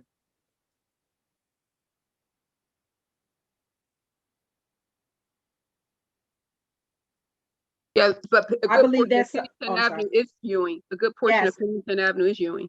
Right. If you're coming from Trenton, the right side becomes, I believe it's the right side becomes Ewing. And or coming from Prospect, I apologize, coming from Prospect. The left side of the street is Trenton, which is the Trenton Waterworks where the reservoir is, but the right side of the street is Ewing. And I believe it's toward the right side of the street, which is the line that draws a line between Trenton and Ewing, Council President, I believe.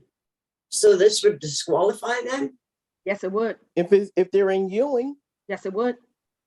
The UEZ, the UEZ funding is for, Ewing is not an urban enterprise zone. It's not. An urban enterprise zones have special benefits with a distressed city like Ewing, like Trenton. Ewing does not even qualify for UEZ. Council President, isn't it Pennington and Calhoun? That's Trenton.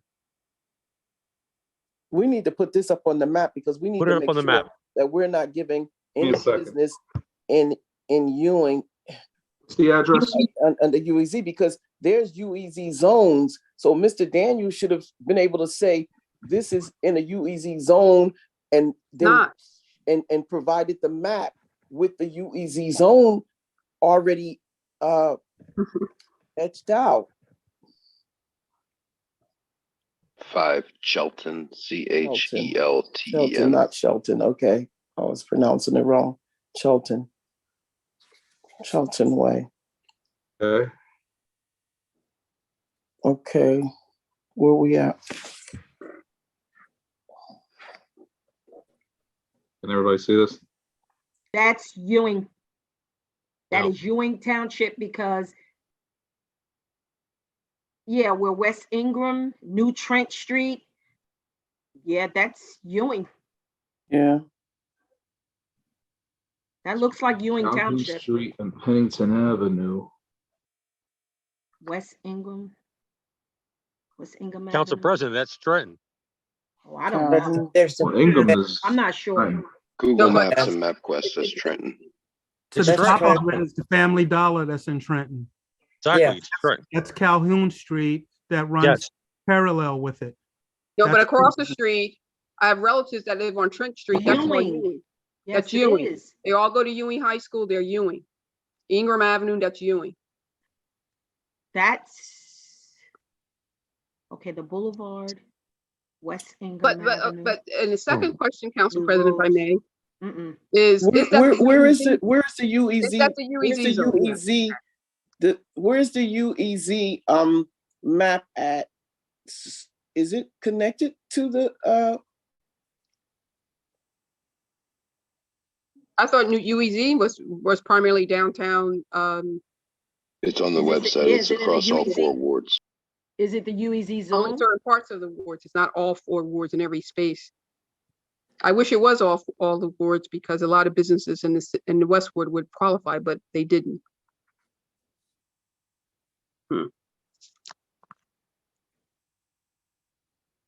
And I think most folks on the line knows that we just have selective memory when we want to give to our friends.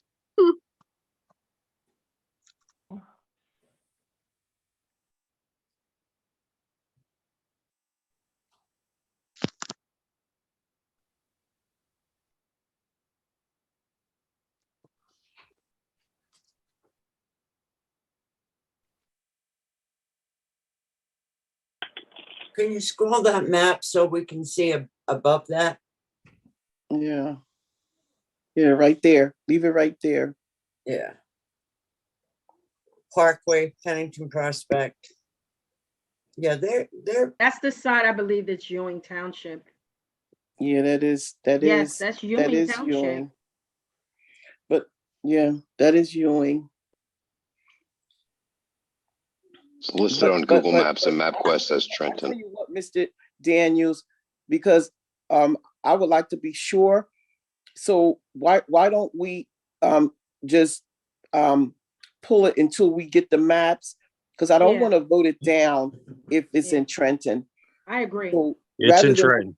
It is. rather than to vote this down, let us just double check and make sure Shelton Way is in Trenton. Can we do that, Mr. Daniels?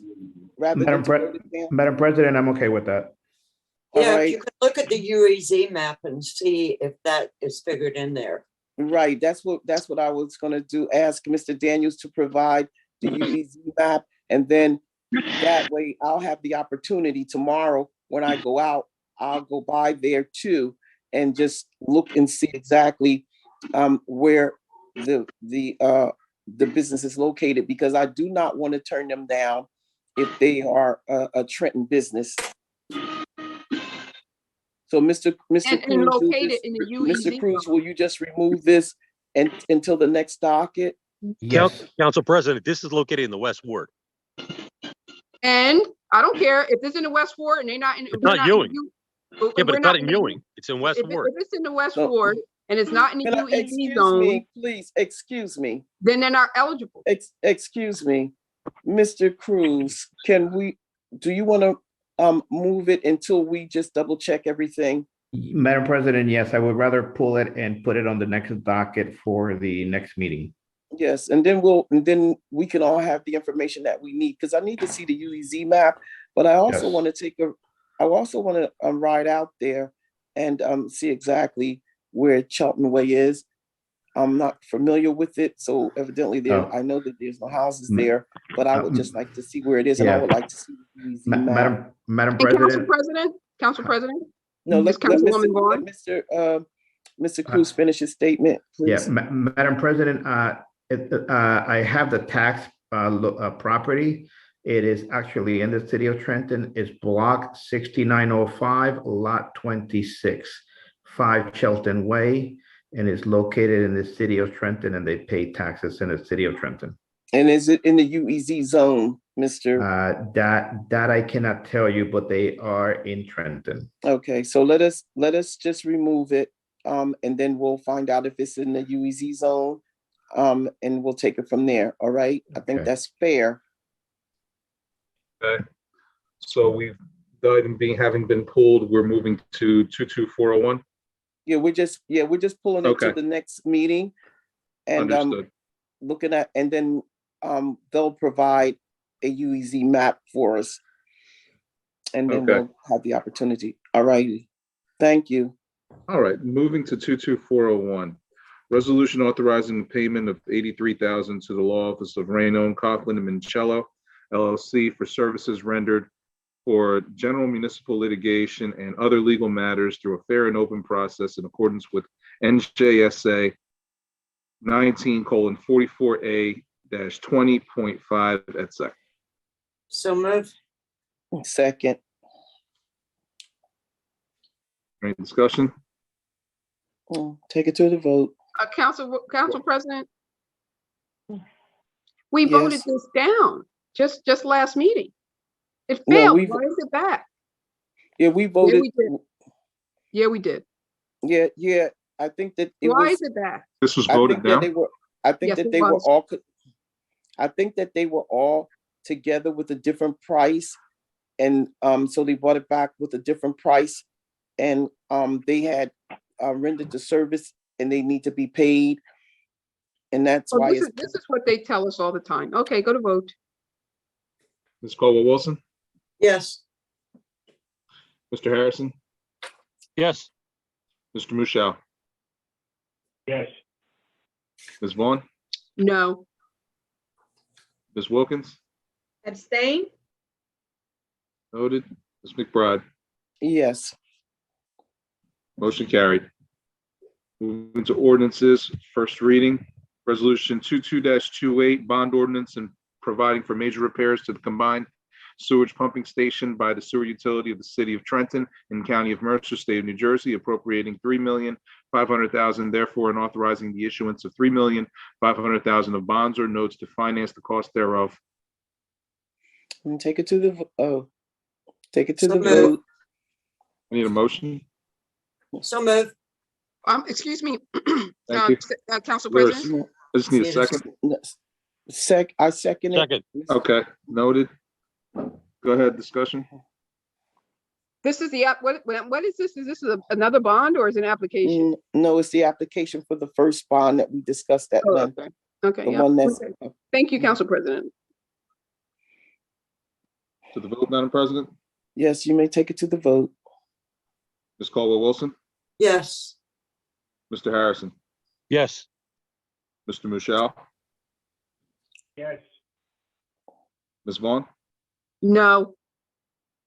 Ms. Wilkins, No. Mm. Ms. McBride. Yes.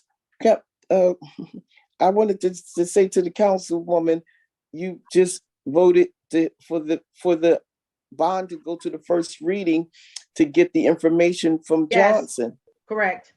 from Mr. did. Johnson. Yeah, from, but does it only requires the 4 to 2, Well, correct? I don't want them to submit the application until I get the Yeah. information, Council President. But So the- when they get to give me the information, then they can submit they the both, application. they're both first readings. Again, I just they was- don't I get just- this, they don't get to, you don't get to submit the application until they give me the information. Okay. But if you put it for the first reading, they should have the information to you by the second reading. Mhm. Well, again, that's I mean, again, that's I my just was, take on it. I just was bringing it to your attention. No, my process is why should you Right. be able to submit the application? Your application is complete. They have not met the requirement. They have not given us the information. Why would you allow them to apply? Because the application is on its first reading too. Well, they should have put in the they shouldn't have the application in the first reading on the same, right, Council President? The application should have came first before the bond. Okay, I got you. All righty, Mr. Garcia, we may continue. Madam President, I believe we've reached that public comment. All righty, Mr. Garcia, I do have a hand up to Ms. Rivera. Yes. Council President, on your call, if you'd like her to go ahead. Yes. Ms. Rivera, go ahead with your public comment. Yes, hi. My name is Ms. Rivera. I work for the Trenton Board of Education. I just wanted to bring up that I have been waiting a whole year. I paid $450 to put up a sign for my son that was hit by a vehicle on 129 and later, and he died instantly. The driver was never caught. The camera wasn't working. I paid $450 just to get a street sign with his name on it for memorial for myself. And until this day, all I'm getting is a runaround by Anthony down at the city hall. And I would like to know, can somebody help me about this? That would come from the administration, Mr. Garcia. So you would have to direct her over to the engineering department under Director Honor. Mr. Rivera, I believe I have your email address as well. I'll make sure that I send you an email with instructions as to how to move forward. Yeah, okay, thank you. You're welcome. Are there any other members of the public that wish to speak? Are there any members of the public from the phones that wish to speak? Oh, I see a hand from Phil Holly. Mr. Holly, go right ahead. Yes, can you hear me? I can. Yes, we can. Good evening, Madam President, entire council, administration, public on the line. Just want a real quick notable in matters of the UEZ zone properties. I believe an easy resolve rather than trying to hunt down the properties and staring at maps is to have a list of all of the properties in the UEZ zone. I think that'll make matters a lot easier. Okay, so if we don't have that list, I'm not sure if we do or if we don't on the meeting.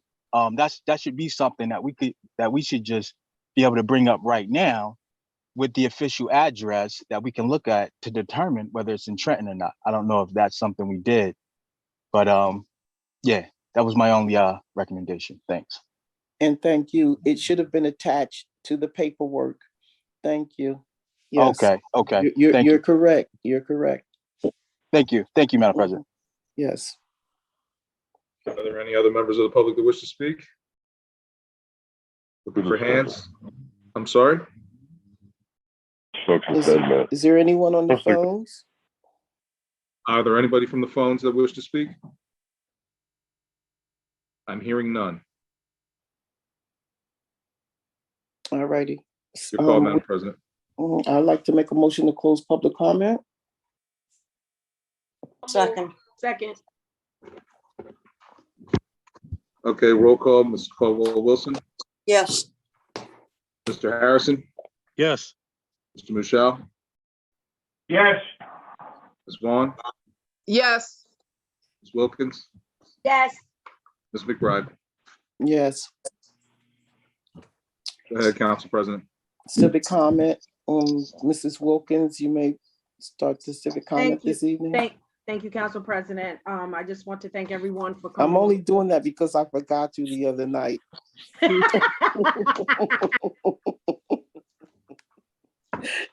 you. I appreciate it. I will be brief. Basically, I just want to say thank everyone for being on the call, for remaining civically engaged. We want to also, we attended an event yesterday with regards to the renaming of the school for Miss Darlene C. McKnight. It was a beautiful event for those who did not know, who could not attend.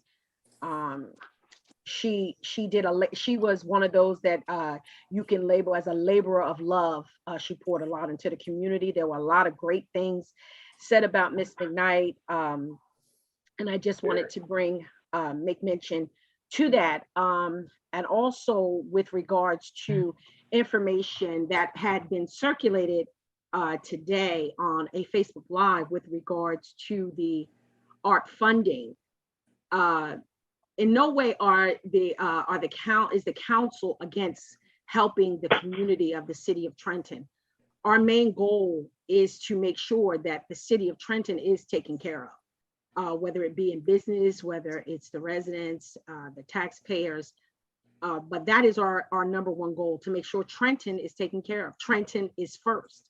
Trenton is always first in our eyes. So therefore, I want to, state for the record that I have always been in support of these programs and the programming that goes on in the city of Trenton, as long as it supports Trenton. I have a problem when we have residents coming for art funding to get help with assistance with housing, and they're turned away. I have a problem when we have other businesses, and many businesses had to fold or are almost in a state of having to close because they cannot get art funding from the city of Trenton. The art funding is there for the businesses to apply, for the residents to apply. We as the council and myself, I can speak for me, I support all efforts in getting this money and this funding. It was sent here from the federal government for you. And I am in support of you receiving it. What I'm not in support of is I'm not in support of people coming in and stating that we don't want Trenton to have it, or we don't want organizations to have it that service Trenton residents, that service the taxpayers here. I would like to see more go into the community. I would like to see more of the residents receiving the art funding. I know that at one point it was stated that there was supposed to be $500 to every resident in the city of Trenton for art funding, but that never happened and that fell through. But no one says anything. But when we question about different companies or organizations coming in to get art funding, we have to make sure that we're doing things the right way, that we're doing things the legal way. And we want to support these businesses. We want to support the organizations that provide services for the city. The city can't do it alone. We can't sit and provide services for every resident. And that's why we fund other organizations like Meals on Wheels, like the Children's Home Society, like Sprout U School of the Arts. You know, the departments can't handle the volume in the 90,000 plus residents in order to provide all of the specific services that are needed. And it's important. It's very important that we make sure that the companies that we provide money for, that they're doing right by Trenton residents, that the Trenton residents are receiving the services and the benefit of the funding that comes to this city for this city. So I'm for Trenton, and I'm for Trentonians getting the money. I would love to see if some of that money can go to the residents by way of some type of stimulus payment. It would be nice.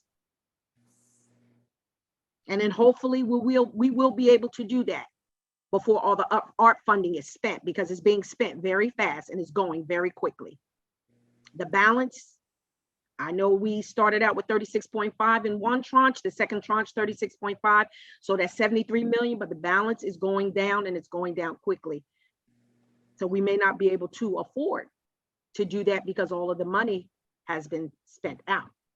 But I believe that the residents should be first in receiving it. And I just want the public to know, and I want the public clear that there is in no way that we are against anyone receiving money. Not when it comes to the Trenton residents benefiting. Trenton residents are first in the eyes of this council. And that's all I have to say. Council President, thank you, everyone. Enjoy your evening. Good night. Councilwoman Vaughn. Yes. Yeah, I concur with Councilwoman Wilkins about the renaming of Woodrow Wilson School over there. And the East Ward, I guess, is the North Ward now. But it was a great moment in Trenton history, and it was good to be a part of it. I just want to say we should have another ceremony for one of Trenton's greats. I don't know if my friends and relatives are on the phone tonight, but we know that we lost the incomparable and the great Sarah Dash. And although our government have passed the resolution to name Memorial Drive, the street the driveway where the memorial building sits, after Sarah Dash. However, we have not had the proper ceremony for her and for that great honor, where her family can come out and participate, and where everyone who loved her and appreciated the contribution she made and how she represented and served as the ambassador of our city. And she deserves that. And this government should hey, use some of the ARPA funds for that, to properly, not just put a resolution on a white paper and push it through, but we should have a grand ceremony for such a grand lady, because she was grand, fabulous, she was. And we want to honor her in a fabulous way at some juncture. And I hope the mayor plans to do that soon. And naming is not enough. And I just also want to mention the issue around the hospital that is still ongoing. We still have an opportunity to change the course there. Again, nothing can happen successfully without proper funding. We talk about the ARPA funds, how as fast as money comes into the city, it goes away. It gets gobbled up and allocated to special interest and outsiders. Nothing goes into the city of Trenton, and that has to cease. And we want to make sure that at least the hospital, whatever funding that's out there that came from the federal government into our state of New Jersey, comes into Trenton and impact the residents the businesses and the government services of Trenton that serves Trenton residents, Trenton taxpayers. People don't want to recognize, certain individuals don't want to recognize that the city of Trenton has taxpayers. The city of Trenton has homeowners, maybe not at the rate it used to be. Everybody's right. Trenton used to have homeowners, taxpayers at the rate of 90%. Now we're down to 35%. But it doesn't make us any less. We're paying more to bridge that gap, to make up for the lost ratables and the lost tax dollars. But it's the taxpayers, not ratepayers.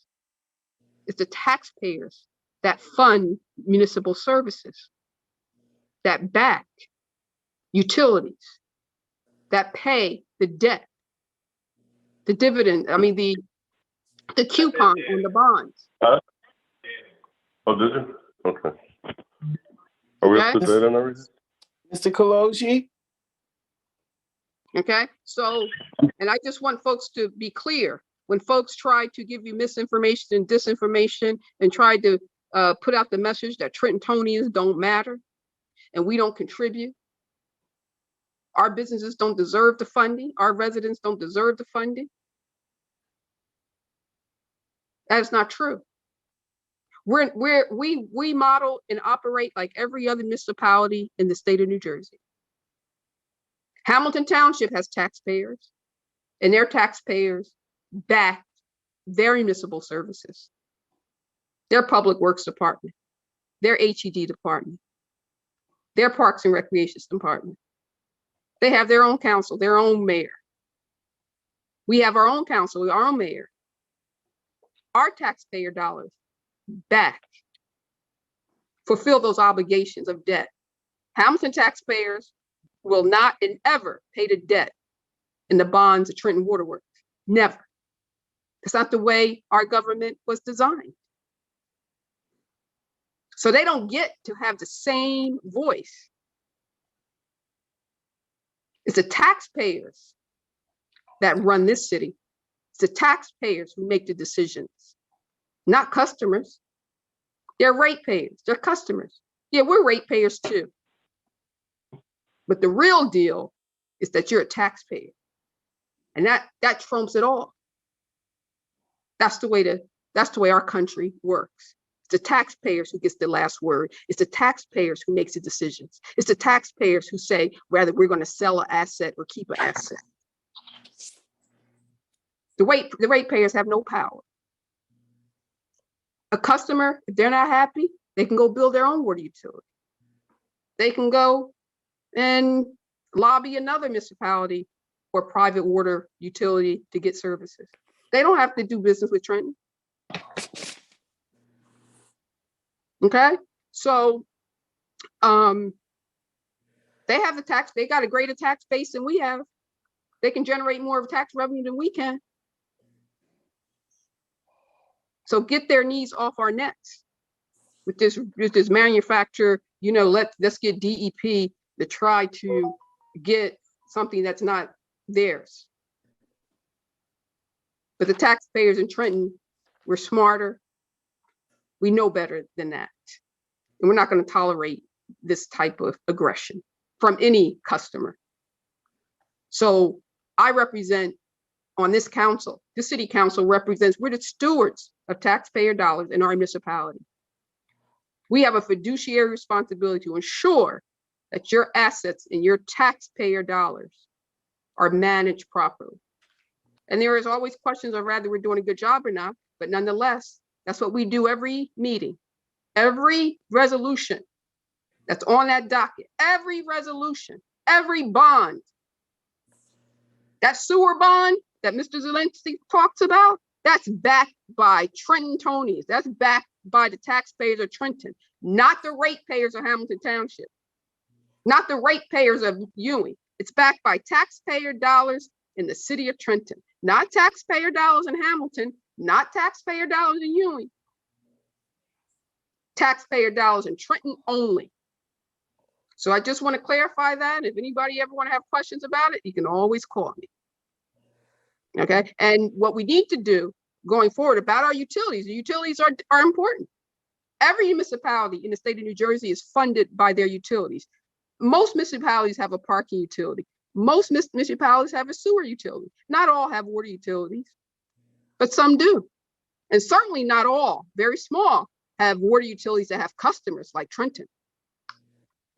You know, very small. There's a lot of towns that have water utilities, but they only service themselves. So we're fortunate and blessed in that regard.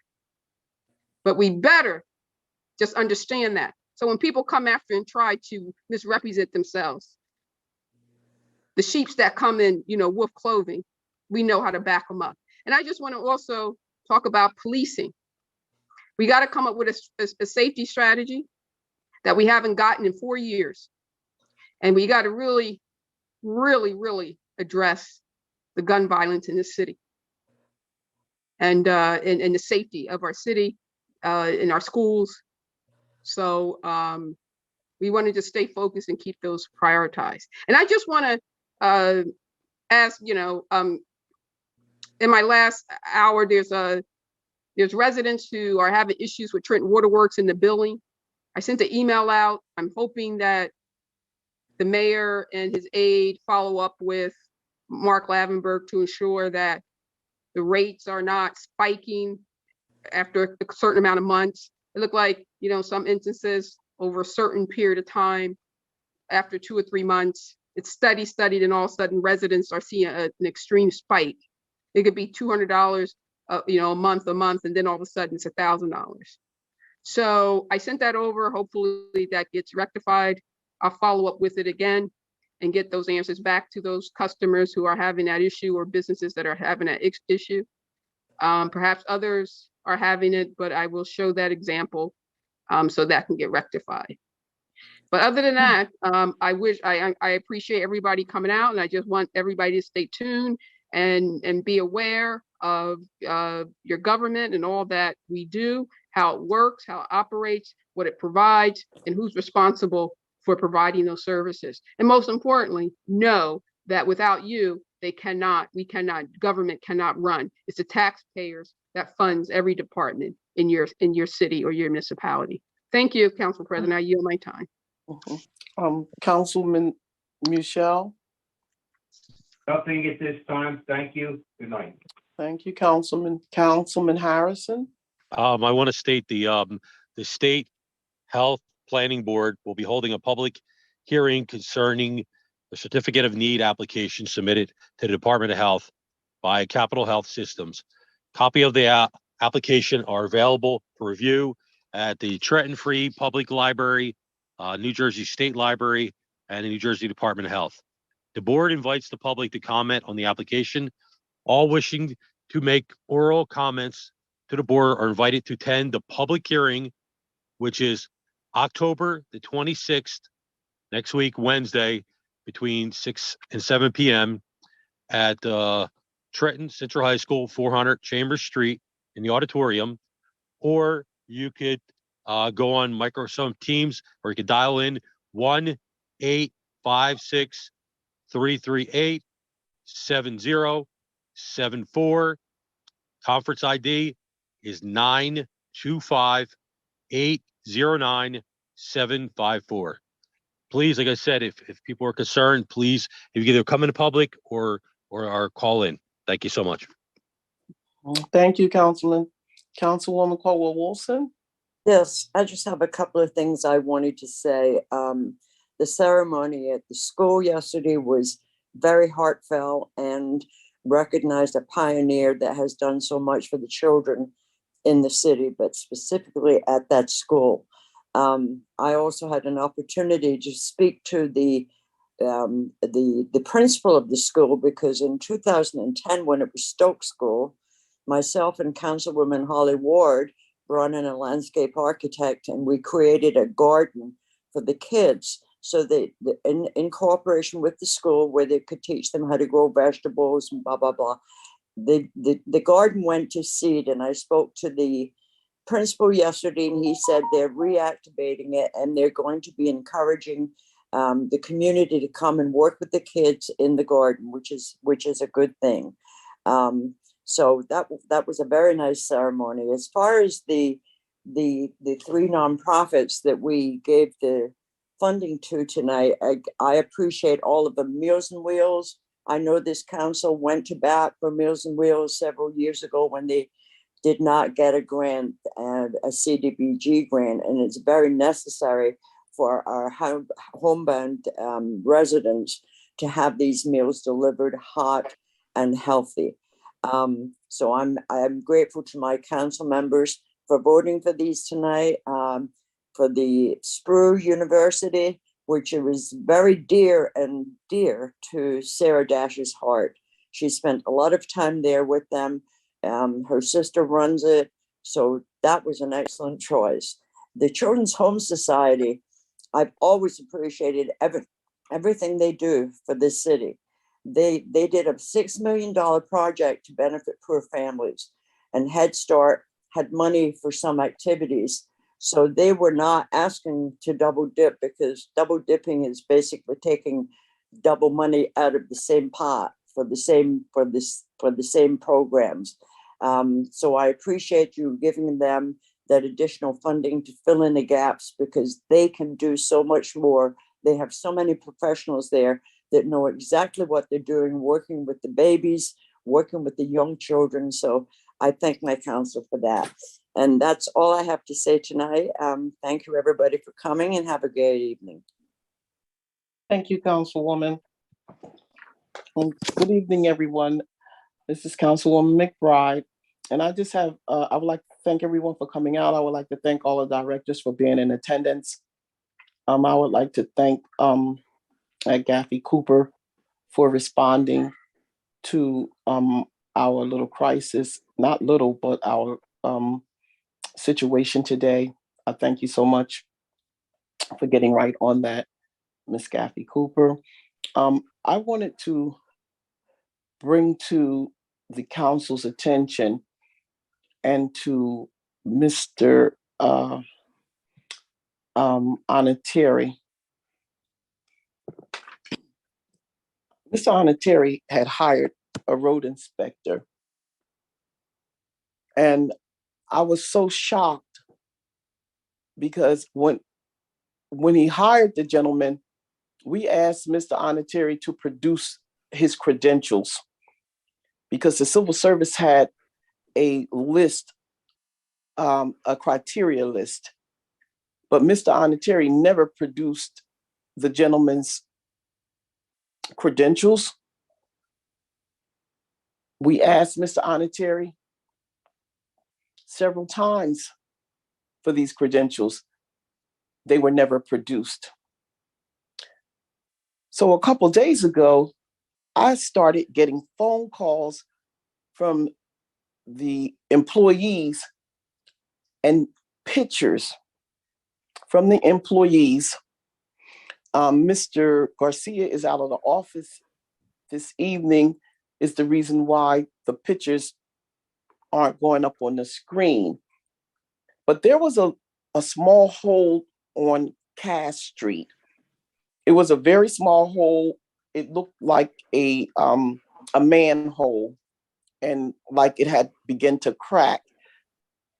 And the road inspector that Mr. Onateri hired, that we have been asking for his credentials forever and haven't received them to this date, he dispatched a group of city employees out to Cass Street, and they began to dig up this appeared to be manhole. And my question to Mr. Onateri is, who gave this individual the authority to dig this manhole up? Because it turned out not to be a manhole. And that's why all of the city workers were in awe. They didn't want to do it, but they were being told that if they didn't dig it up, what would happen to them. and they continued to dig, and it was a PSE&G steel plate to protect the wiring from PSE&G. The employees were petrified that one of them was going to hit one of those live wires, because the gentleman that had them digging up the plate did not have any knowledge of what he was doing. They began to send pictures out to me, a couple of other council members, and to Mr. Onateri. So my question to Mr. Onateri is, when is enough enough? How much and how far are you going to allow this so-called street road inspector to go before he jeopardizes lives? How far are you willing to go, Mr. Onateri, with this employee that does not have the credentials to be in that position? And I need an answer, because these pictures are damning. They were actually told to dig up a plate that covered the wiring from PSE&G. And if the public even understood what this guy was doing without any direction whatsoever, and without any knowledge to do so, I mean, this is not laughable. This is serious. And I'd like to know from Mr. Onateri tonight what he's going to do about this situation.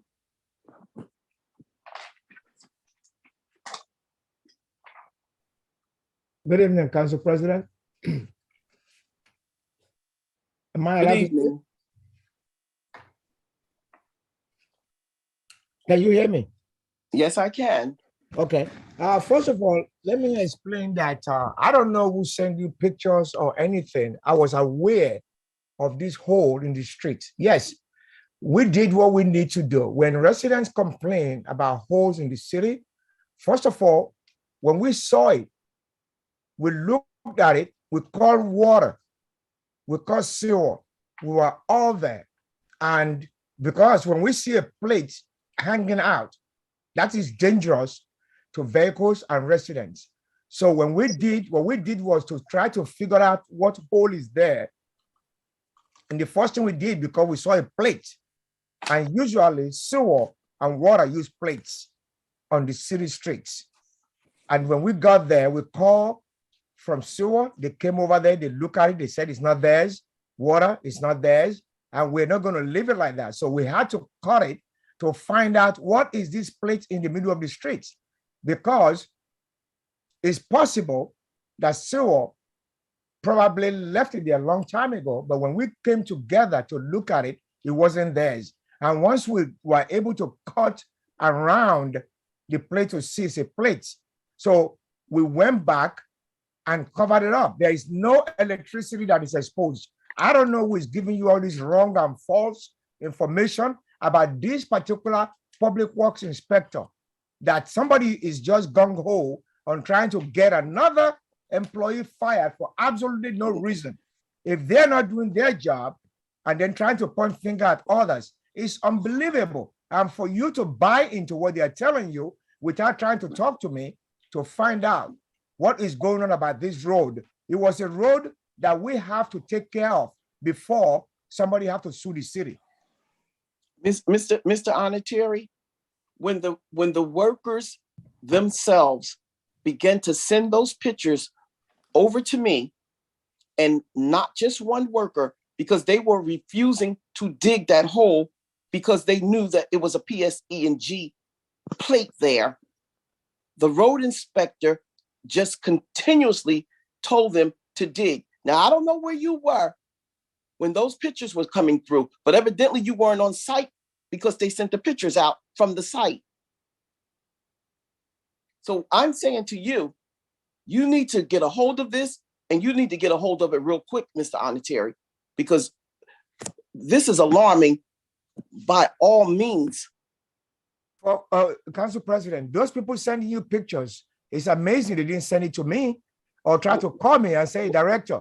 So I don't have to be in the I'm not field sure. with them. I have an I'm not sure engineer. they didn't call you because they said that you were informed.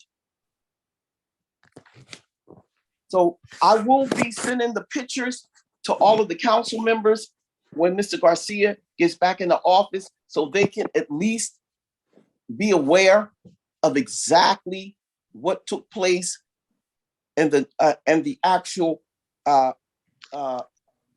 notes that came with the pictures. I will make sure that every council member have them. And the only other thing that I would like to speak to tonight is all of these grand stunts that's taking place in the city. I pick up the paper today to find out that the president from the city council of Philadelphia is in Trenton to talk about crime. We have a mayor here that won't even talk to the president of his own council, but he can invite a council member from Philadelphia to talk about crime. This has to be a joke. It has to be. I could understand it if he called for Charles H. Ramsey, the former commissioner of the Philadelphia police that also headed the DC police department and the Chicago department. But he calls for the president of a council that doesn't have any jurisdiction over the police department, or this is a joke. You didn't call them. This is a joke. Don't tell me, and don't speak when I'm speaking. And I don't care which one of you called yourselves inviting them in. Who was that, Council President? I don't know, and I really don't care. Crazy.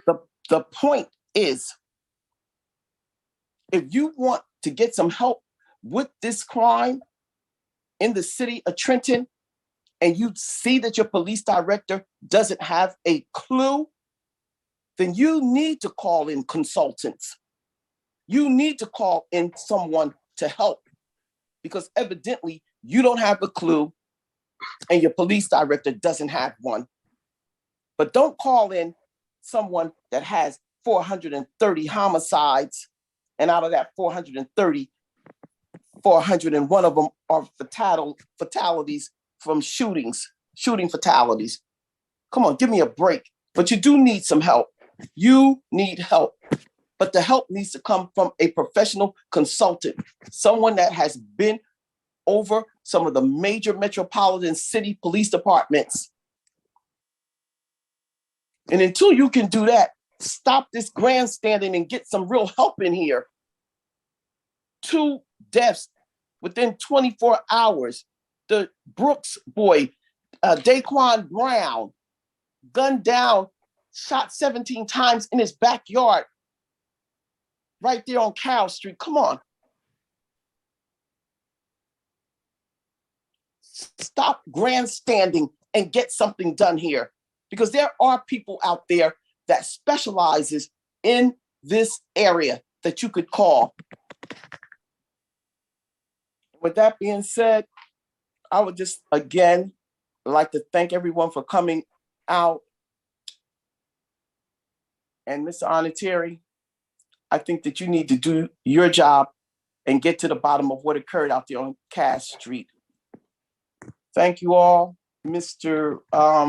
Garcia, I would like to make a motion to adjourn this meeting. Is there a second? Second. Second. Thank you. Roll call, Ms. Caldwell-Wilson. Yes. Mr. Harrison. Yes. Mr. Mushal. Mr. Mushal. Ms. Vaughn. Yes. Ms. Wilkins, Yes, Ms. McBride. Yes. Meeting adjourned. good night. Good night. Good night, all. Good night.